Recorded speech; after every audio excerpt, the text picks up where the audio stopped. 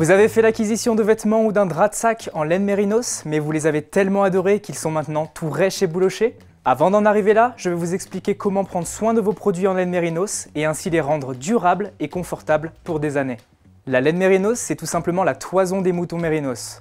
Leur laine possède des propriétés étonnantes qui en fait la matière préférée des sportifs aguerris, car elle apporte chaleur et respirabilité à la fois, mais surtout, elle limite les odeurs de transpiration. Comment ça marche? La fibre de laine est naturellement frisée et fine. Sa surface, couverte d'écailles, présente des irrégularités. C'est cette constitution qui permet d'emprisonner facilement l'air et de vous isoler. On distingue deux types de grammage. Fin, de 100 à 190 grammes par mètre carré, pour un vêtement léger ayant un apport de chaleur modéré, l'idéal pour un environnement chaud et humide. Épais, de 200 à 300 grammes par mètre carré, les vêtements seront plus résistants avec un apport de chaleur important pour une utilisation dans un environnement froid et sec. Si la laine emprisonne naturellement la chaleur, ne risque-t-on pas d'avoir trop chaud en la portant par temps ensoleillé? La réponse est non. Cela tient à deux super propriétés de la laine, sa grande capacité d'absorption de l'humidité et ses interactions avec les conditions externes. On estime qu'elle peut absorber entre 20% et 35% de son propre poids avant de ressentir l'inconfort d'un effet mouillé. Or, si au moment où elle est mouillée, elle dégage toujours un peu de chaleur, c'est l'effet inverse qui se produit quand elle se trouve au contact d'un air chaud et sec. C'est à cause de l'évaporation. En effet, le passage de l'eau de l'état liquide à l'état gazeux nécessite de consommer de la chaleur. Elle s'échappe ainsi du tissu pour partir dans l'air. Ce processus est d'ailleurs bien connu des habitants du désert qui l'utilisent pour refroidir l'eau de leur gourde en tissu, et c'est aussi comme ça que certains climatiseurs fonctionnent.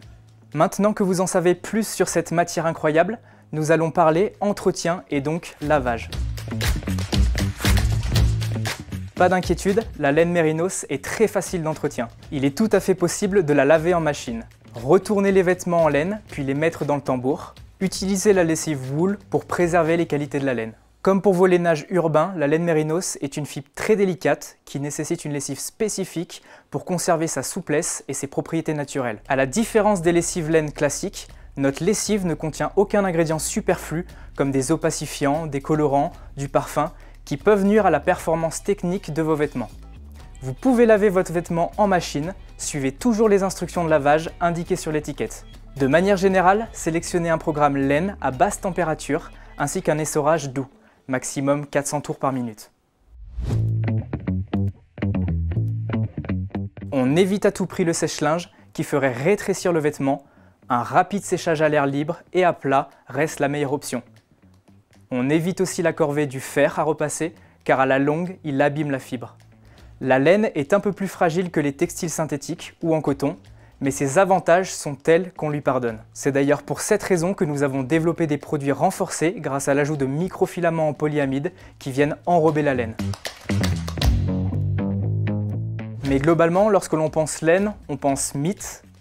Abîmer ses habits pendant ses sorties en pleine nature, au détour d'une branche ou d'une chute, fait partie des risques, mais ressortir ses affaires trouées alors qu'elles étaient sagement stockées dans un placard, c'est beaucoup trop frustrant.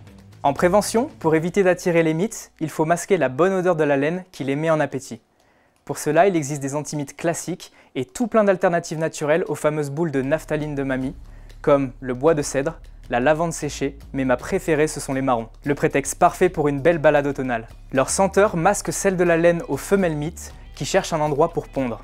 Car oui, ce sont des larves de mythes qui dévorent vos vêtements. Et vous voilà prêts pour de nouvelles aventures? N'oubliez pas qu'un vêtement bien entretenu restera performant et durera plus longtemps.